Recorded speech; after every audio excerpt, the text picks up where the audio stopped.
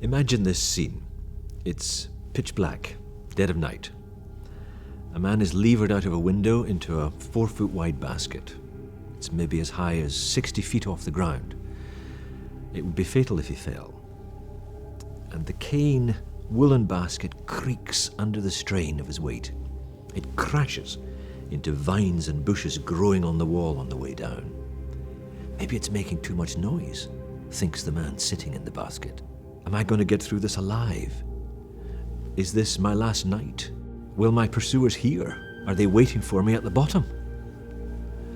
After an eternity, through the darkness, the basket touches the ground, and out leaps a balding man in his 30s. Freedom? Not really. He just scuttles away into the dark desert night. This is the Apostle Paul. This is going to be one of the most powerful men in history. And look at him, scuttling away into the night.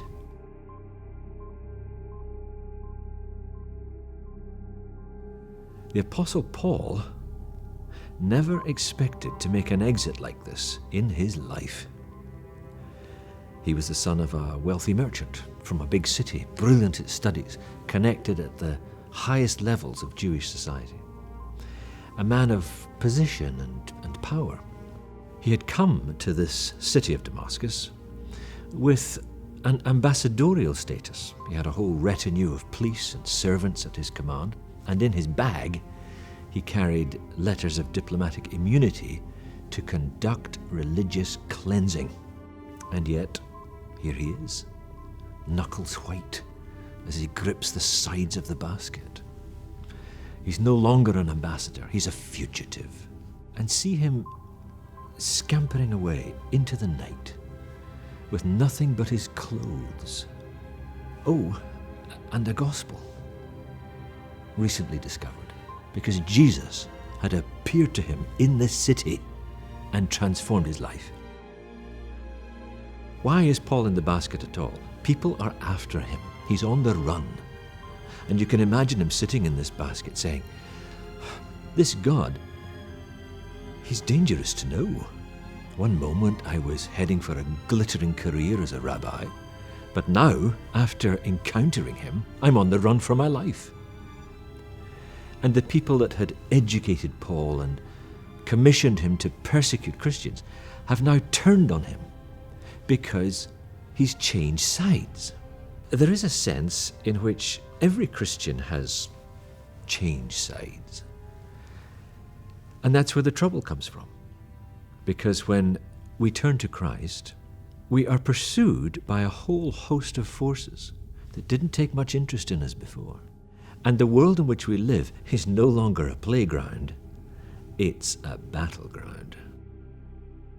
Who's after Paul? Well, the Jewish leaders in Damascus.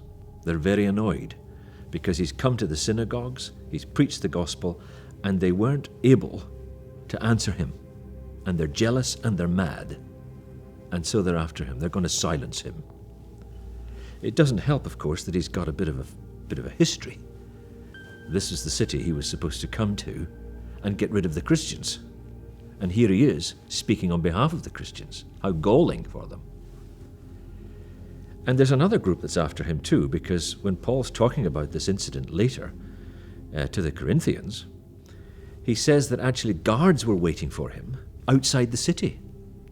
The guards of the king of Arabia, King Aretas. And this is probably because, he tells us in Galatians, that early on he went to Damascus, encountered Christ, and then he left Damascus and went into Arabia for 3 years.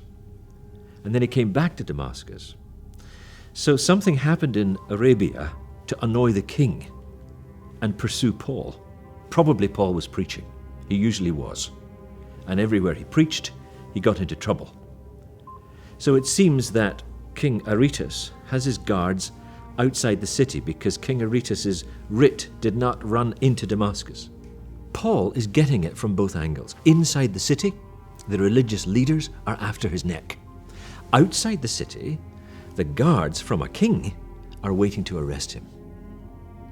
All because he has an incendiary gospel. And so Paul learns early on that the life of faith involves being pursued, and he was to be on the run for the rest of his life. This God is dangerous to know. And that's the meaning of the word persecution. It just means to be pursued. It's a verb. So we all sit in the basket with Paul. Something or someone is always after us, not because of who we are, but because of Christ in us. The great New Testament scholar, William Barclay, once said that a New Testament Christian has three characteristics. 1, they were absurdly happy. 2, they were filled with an irrational love for their enemies. 3, they were always in trouble. Always in trouble. That's the default setting for any Christian. And Paul is to write later in his ministry that he expects every Christian to experience this pursuit. All who want to live a godly life in Christ Jesus, he says, will be persecuted. In 2 Timothy, he writes that. So, who's after you? Who's after me? If we sit in the basket with Paul, we have to ask, if Christ has enemies, then so must I. Sometimes the battle comes to us, but sometimes we have to take the battle to the enemy. Paul wasn't having to flee because he was a Christian. Paul was fleeing because he was a witnessing Christian.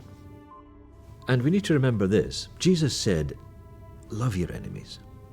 But he didn't say, don't make any. When you sit in the basket with Paul,